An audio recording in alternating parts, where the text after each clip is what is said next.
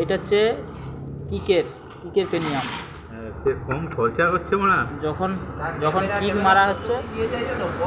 মারা হচ্ছে তখন পেনিয়ামটা এরকম ঘুরতেছে, ঘুরলে তবে কিকটা ঘুরে স্টার্টটা হচ্ছে গাড়িটা। দেখুন গাড়ি এইরকম করে স্টার্ট হয়। আর এটা হচ্ছে গিয়ার ফাংশন, যখন গিয়ার দিবেন তখন এরকম করে ঘুরবে।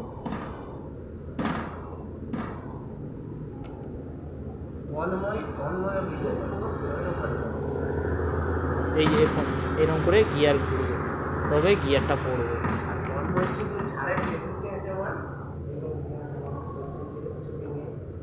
এরকম ঘুরবে, ওই 2 নম্বর গিয়ারটা জাম হয় না, এই জন্য। এই দেখুন গিয়ার